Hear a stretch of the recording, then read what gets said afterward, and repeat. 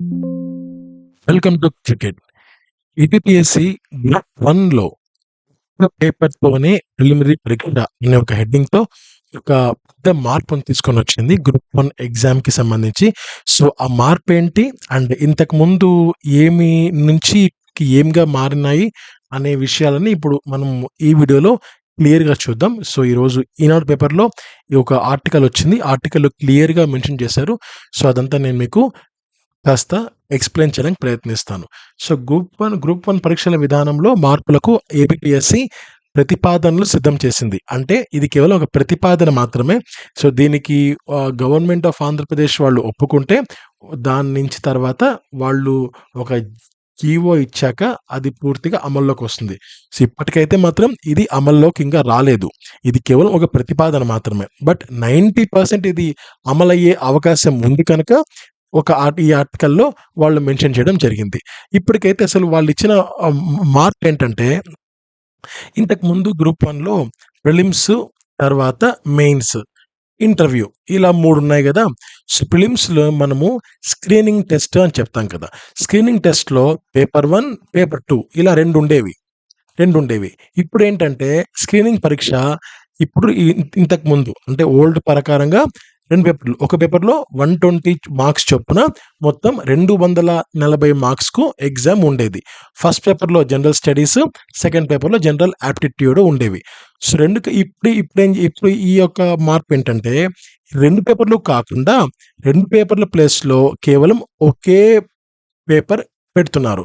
So, ఈ 2 పేపర్‌లను కలిపి ఒక్కటిగానే నిర్వహించాలని ఏపీపీఎస్‌సీ ప్రతిపాదించింది. సో, అంటే 120 + 120 240 మార్కుల ప్లేస్‌లో రెండిటిని కలిపి కేవలం 150 మార్కులకు ఒకే ఎగ్జామ్ నిర్వహించాలని వాళ్ళు ప్రతిపాదించారు. అదేంటి కేవలం స్క్రీనింగ్ టెస్ట్ అంటే స్టేజ్ 1 అన్నమాట. ప్రిలిమినరీ పరీక్షలో. ఓకే. దీంట్లో భాగంగా 150 ప్రశ్నలకు 150 నిమిషాలు. అంటే ఎంత? 2:30 గంట ఉంటుంది. 150 క్వెషన్స్ ఇస్తారు. ఆ ఎగ్జామ్ క్వాలిఫై అవుతే మనము మెయిన్స్‌కెళ్ళొచ్చనమాట. సో, ఇందులో ఈ 150 ప్రశ్నలు కూడా ఎలా ఇస్తారు అంటే, దీనికి వాళ్ళు ఒక సిలబస్ కూడా వాళ్ళు ఫ్రేమ్ చేయడం జరిగింది. సో, ఇంతకుముందు మనము రెగ్యులర్‌గా మధ్యాహ్నం 2 గంటలకు ఒక వీడియో పోస్ట్ అవుతుంది గదా! ఉన్న సిలబస్ అదే సిలబస్సే అనమాట. So, history number 1, number 2 polity రాజ్యాంగం, నంబర్ 3 వచ్చి ఆర్థిక వ్యవస్థ అంటే ఎకానమీ, నంబర్ 4 ప్రపంచ భౌగోళ శాస్త్రం అంటే Geography. So, history, polity, economy, Geography, శాస్త్ర సాంకేతికత అంటే సైన్స్ అండ్ టెక్నాలజీ. తర్వాత ప్రాంతీయ, జాతీయ, అంతర్జాతీయ కరెంట్ అఫైర్స్. సో, మనం చూసుకుంటున్నాం already. International, national, Andhra Pradesh current affairs. తర్వాత మానసిక సామర్థ్యం కార్యక్రమం అంటే రీజనింగ్ అనమాట. సో, ఈ 7 అంశాలకు సంబంధించి ఒక్కొక్క అంశానికి 20 మార్కులు పర్టిక్యులర్‌గా ఇవ్వబోతున్నారు. సో, 7 × 20 ఎంత? 140 మార్కులు ఇవిస్తారనమాట.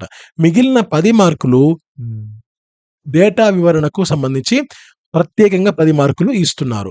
సో, అలా 150 మార్కులు కవర్ చేయబోతున్నారు. తర్వాత ఇందులో ఏదైనా సరే మనం రాంగ్ ఆన్సర్ పెడితే 1/3 మార్కులు ఇందులో మైనస్ చేస్తారు. ఇది మనకు ప్రిలిమ్స్‌కి సంబంధించింది. సో, చెప్పాను గదా! ఇక్కడ పేపర్ 1, పేపర్ 2 ఇప్పుడు ఓల్డ్ ప్యాటర్న్ ప్రకారంగా పేపర్ 1, పేపర్ 2 ప్లేస్‌లో 2 పేపర్‌లు కలిపి ఒకే పేపర్‌ని ఇచ్చి, ఆ ఒకే పేపర్‌కు 150 మార్కులు ఇవ్వబోస్తున్నారు. ఆ 150 మార్కులకు గాను 150 నిమిషాలు అంటే 2:30 గంట ఉంటుంది. ఆ 150 మార్కులు కూడా 7 టాపిక్స్ వాళ్ళిచ్చారు. ఆ 7 టాపిక్స్‌లో కూడా వాళ్ళు ఈచ్ 20 మార్కులు ఇస్తారు. 140 అవుతుంది.